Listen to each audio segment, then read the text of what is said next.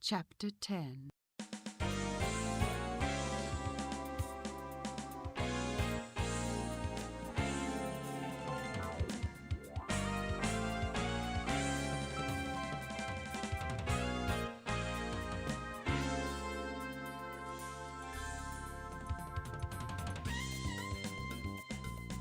At 4 o'clock in the afternoon, the train arrived at Grand Central Station in New York City.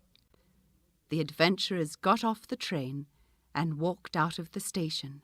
"Look at the skyscrapers!" said Nina. "New York, here we are!" shouted Ronnie. He was stretching his arms out and turning around. "Hey, Sandy, have you got your street map of New York with you?"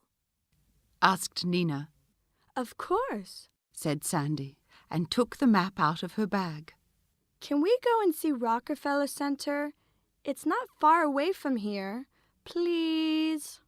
Ronnie looked at his watch and said, "Sure, let's go. We have some time." The adventurers started walking towards Rockefeller Center. They were excited, but they were nervous too.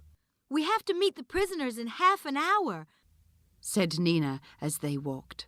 "Let's hurry." "Are you scared?" Sandy asked Nina. "No, we have Eric's cousin on our side," said Nina. "Right, Eric?" But Eric and Ronnie weren't listening. They were talking. "I'm going to send a postcard to my relatives in Oklahoma," said Eric. "How about you, Ronnie?" I don't like writing letters or postcards. said Ronnie.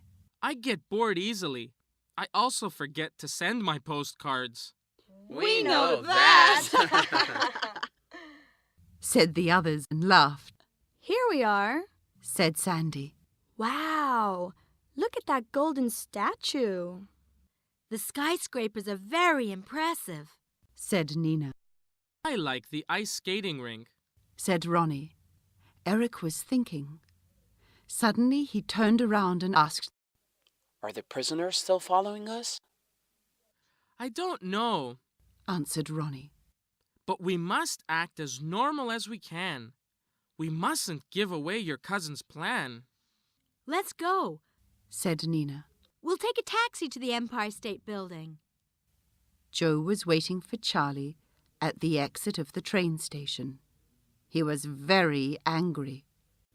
Suddenly Charlie appeared. He was running. "Where were you, Charlie?" shouted Joe. "You are late." Sorry, boss," said Charlie. He was out of breath. "Where did those kids go?" asked Joe. Charlie looked around, but he could not see the adventurers anywhere. "Hurry!" said Joe. "We must get to the top of the Empire State Building before them." Joe and Charlie left the train station in a hurry.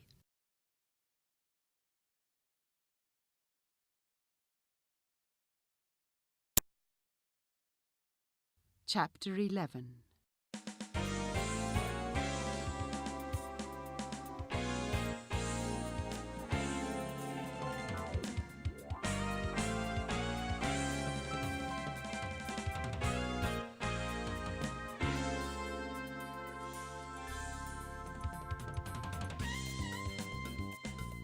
The adventurers arrived at the Empire State Building, took the lift to the top, and walked to the balcony.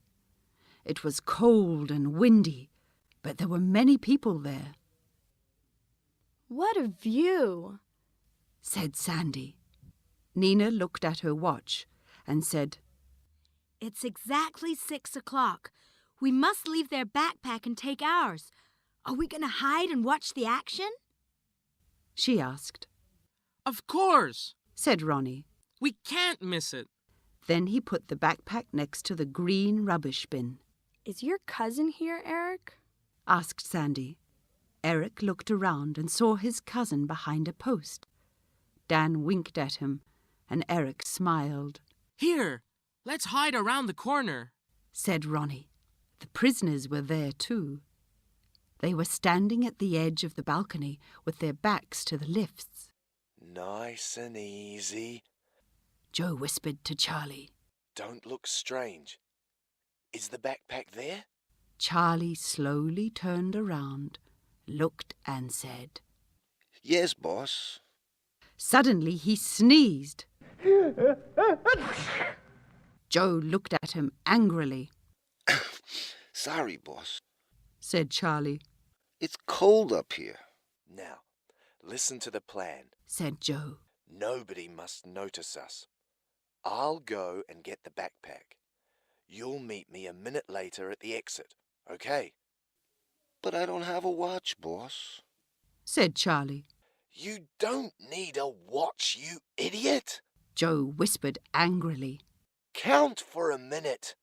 Then he turned around slowly and walked towards the rubbish bin. Charlie started counting. 8, 9, 10. How many seconds are there in a minute? He thought. Joe took the backpack and opened it. Good. He thought. It's the right one. Then he walked towards the exit with the backpack in his hands. Dan was watching Joe. Where is the other prisoner? He thought. I must arrest both of them. Well, I'll get him at least. As Joe was walking away, Dan ran to him and grabbed his arm. You're under arrest. He said, but Joe tried to escape. As they were struggling, the backpack opened and the papers from inside flew away. Many people turned around and looked at Joe and Dan, but Charlie didn't see or hear anything. He was still counting. 71, 72, 73. Oh, look at that. Said Charlie, when he saw the papers all over the place. Shame on some people. How can they litter like that? He thought. I'm tired of this. When will something happen?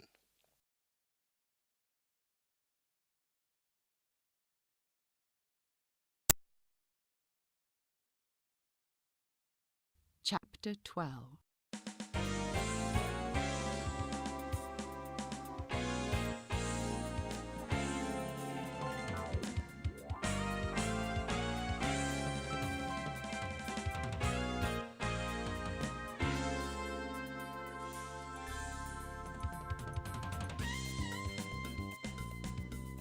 Look at that man in handcuffs! Shouted a woman. Charlie was standing near her. When he heard her, he stopped counting. He turned around and saw Dan and Joe. Oh, no. He thought. I must get away. He started running. The adventurers saw him. Look! That's the man from the train! Screamed Nina. He's the prisoner! Let's get him! Shouted Ronnie. The adventurers ran after Charlie. They followed him into the building, but they lost him. Where did he go? Asked Eric. I don't know. There are so many people here. Said Sandy. Let's stand here outside the photo shop. Said Nina. We have a good view from here. I can only see some children. They are waiting for the King Kong photo shoot. Said Sandy. There are a few men in the photo shop, Said Ronnie. but none of them looks like the prisoner. What are we going to do? At that moment, they heard a sneeze. Then a girl cried, Mommy, that man took my turn. Ronnie turned around and saw Charlie. He was trying to hide behind the King Kong cutout. There he is! Screamed Ronnie and pointed to Charlie. Get him! Charlie turned around and started running. Just then, the girl ran up to him and grabbed his leg. Let me go, you silly child. Shouted Charlie, but the girl didn't let him go. As Charlie tried to escape, he hit his foot on the wall. Aw, I hurt myself. He said and rubbed his foot. The adventurers ran to Charlie and made a circle around him. You're under arrest. Ha ha! Said Ronnie. Don't laugh. You will make him angry, said Sandy. He's dangerous. Just then, 2 policemen arrived and arrested Charlie, Thanks, kids. said one policeman, My cousin Dan is over there with the other prisoner. said Eric, and pointed down the corridor. The policeman took Charlie away. Dan followed them, Let's go, guys. said Ronnie. We have a show. 2 hours later, the adventurers were performing at the Glory Days Music Hall. Eric, Ronnie, and Sandy were playing their music. Nina was singing and dancing.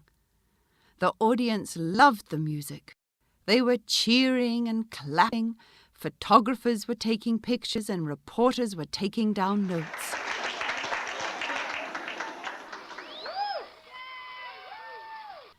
Erica Hoffman and Mr. J were smiling. When the adventurers' performance was over, they went off stage. Dan was waiting for them. I have news. He said. The prisoners told the police everything. They were planning to commit a crime right here in this music hall. They were planning to switch off the lights and kidnap Erica Hoffman. There's more. Mr. J's assistant was their boss. He gave them the map of the music hall. He's going to prison too. Just then, Mr. J walked up to them and said, Great gig. Your music is fantastic and everybody likes it. I'm offering you a contract with my record company. Let's have dinner after the show and talk about our plans for the future. After the show, as the adventurers, Dan and Mr. J were leaving, Ronnie suddenly said, Wait a minute. Where's my backpack? Oh, no! They all said, Got ya. said Ronnie. I was just joking. They all laughed.